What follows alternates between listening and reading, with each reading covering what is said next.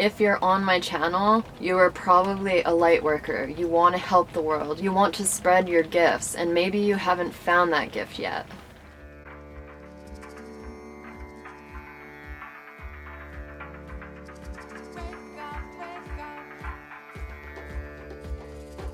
Hi guys, Satnam.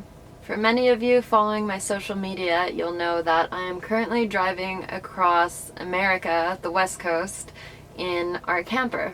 So that is where I am at the moment. So many of you have asked how I found my life's purpose and how I started teaching yoga, how I found a life of meaning, because many of you write me and tell me that you feel your life is meaningless. And I also have been there before. When I was younger, my life, it just felt pointless. I didn't know why I was here. I didn't have anyone to talk to about the way I was feeling, and just nothing made sense. So when I was a young girl, when people asked me what I wanted to be when I grew up, I always said I wanted to save endangered species. I loved animals. I grew up with a lot of dogs. So when I found out about these animals being endangered by humans, I felt horrible, and probably at the age of 5, I decided that I was going to give my life to help these animals. So that was kind of always my goal. When I was 16, on my 16th birthday, I read a book that talks about veganism, and I had never really heard of it before. It wasn't really big in my town, and my parents had given me money for my birthday. So I took that money and went to a bookstore, and I found a book called Skinny Bitch. I think the title probably caught my eye, and I got it. I was like really into fitness. I was only 16, but I was like dieting and really concerned about my looks at a very young age, which was very unhealthy. So I started reading this book, and it started talking about being vegetarian. I kind of rolled my eyes at that, because at that time in my life, I thought it was some kind of cult or something like that. They started to explain some really horrific things about factory farming. This is probably the only time in my life I've read a whole book from start to finish without stopping. I was crying.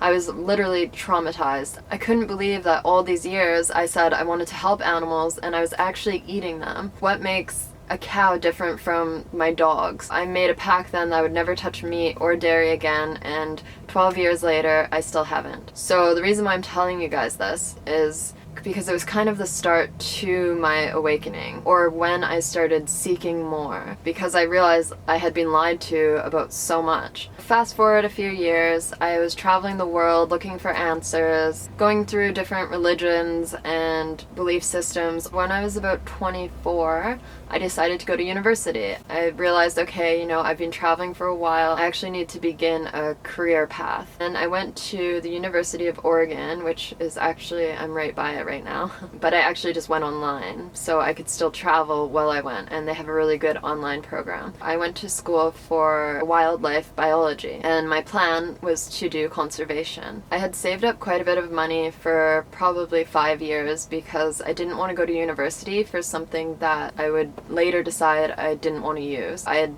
waited a few years and still decided I wanted to help animals, so I went for that. And since I had money, I decided for the first year of my studies to also travel all around the world and study at different animal conservation projects. I went all throughout Asia mostly, and a few in North America. I helped orangutans, turtles, coral reefs, fisheries, bears. I did all kinds of projects, and after about 6 months I realized that there was something missing. I wasn't feeling fulfilled the way that I thought I would when I started working on these projects. It was always my dream to be traveling the world and helping animals, but every night I went to sleep and I felt like there was more I could be doing. I didn't feel like I made a big enough impact that day. And the projects were amazing. The people were incredible. They're giving up their whole lives selflessly for these incredible projects. And I was feeling guilty that there's just something missing. I wanted to do more for the world. I started traveling and soul searching again and trying to figure out why I was feeling the way I was.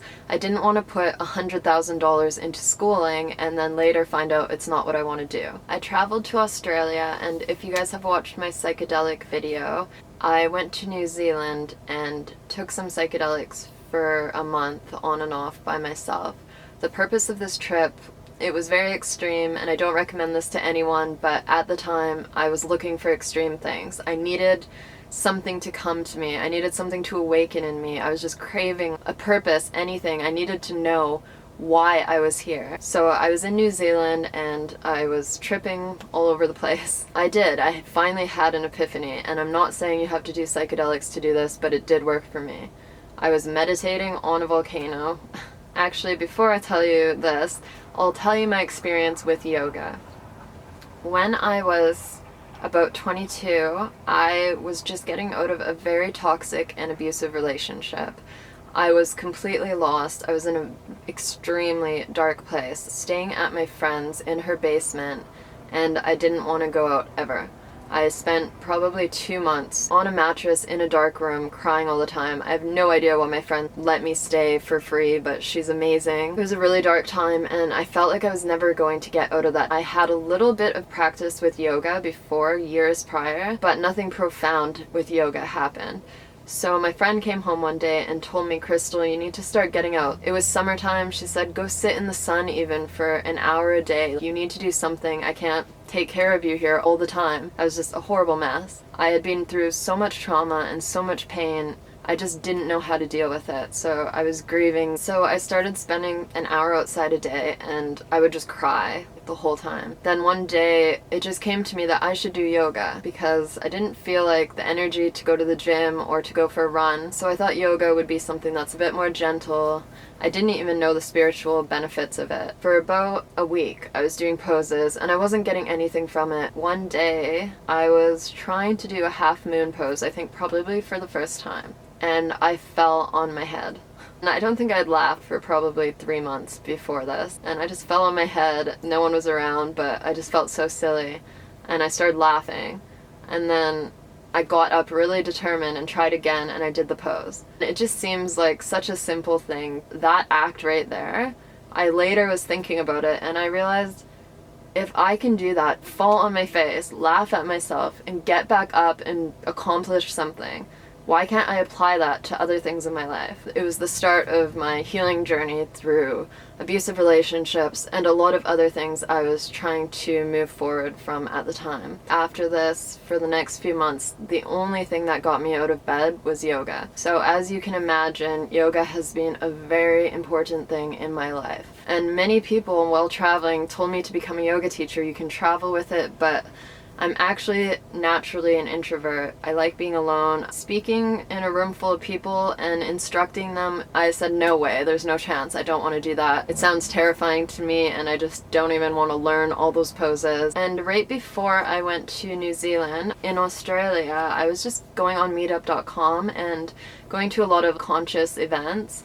There was a showing of a movie called Yoga Woman, and basically it's all these incredible women yoga teachers who mostly became teachers by traumatic events in their lives. I didn't think much of it. I thought it was a beautiful film, but that was that. And then I went to New Zealand, and back to being on top of a volcano, I was up there. Somehow it all just clicked. I had had a few different awakenings. I had been spiritually seeking for a long time. I grew from a very materialistic, brainwashed, confused young girl to a strong, powerful woman traveling the world by herself. I wanted to help others, especially women, but also men, do the same with their lives. And I want to make the world a better place. I want to help make it a place of love and no war, and no suffering to other animals and beings, innocent beings. I just realized that I'm trying to help a group of animals. It's okay, I've helped a few, but in the big picture, when I die, when I leave this physical body, what impact will I have made on the whole world if I just saved a group of animals? And it's a beautiful thing to do, but it's not enough for me. Who's hurting these animals? I need to help humans, and when I can help them wake up to what they're doing, then less beings will suffer. Because I truly believe that anyone conscious and awake knows that it's wrong to kill innocent beings when you don't need to.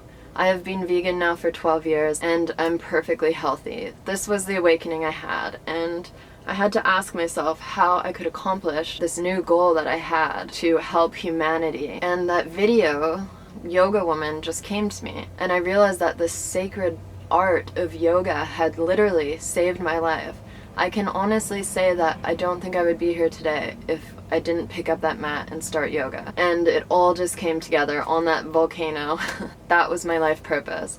I was going to help others wake up, and I was going to use yoga as a way to do that, and a way to connect, and a way to grow with others. And of course, I'm not just teaching yoga, I do public speaking. I'm about to release my first book, which is a memoir. And I really think that sharing our stories with others is another way to make this world better. We need to connect, and we need to stop shaming our stories, hiding what we've been through, because we're all in this together. I say it all the time. We're in this together. We have separated ourselves in so many different ways, but the truth is we are one. So with this realization, I began to study and explore yoga, and I have been studying it full-time for almost 3 years now, all around the world. I have 5 different certificates now in 4 different countries. So I did find my passion, and I just wanted to learn as much as I can about it so I can present it to the world the best that I can. Like I said, you don't have to do psychedelics to find your purpose. Just sit with yourself, meditate. I wasn't meditating a lot at the time. I was kind of lost, and I was just looking for answers quickly, and that's why I was taking these tools to try to figure myself out. You by no means have to do it that way. If you feel lost and you don't know what you want to do with your life, I highly suggest sitting with yourself, meditating, hanging out with other conscious individuals, go to events. I learned so much from so many people, and I just watched what they did, and then I found out what works for me. If you're on my channel, you are probably a light worker. You want to help the world. You want to spread your gifts, and maybe you haven't found that gift yet. But I promise you, if you sit with yourself and you connect with the world and you still the mind enough to hear what your heart has to say, you'll figure it out. And get creative. Your creative energy will bring the answers to you. Start painting, start writing, begin to play the guitar. Anything that gets your creative juices flowing will open up new doors and new ways of thinking. All kinds of things you can do to figure out your own passion and how you'd like to make this world a better place. So I hope you've enjoyed my story, and now you guys know a little bit more about me because a lot of you have been asking. I hope in some way my story will help you along your own path. If you have any questions, please comment below and I'll do my best to answer them as always. And if you want more videos like this, please subscribe to my channel. Sat Nam.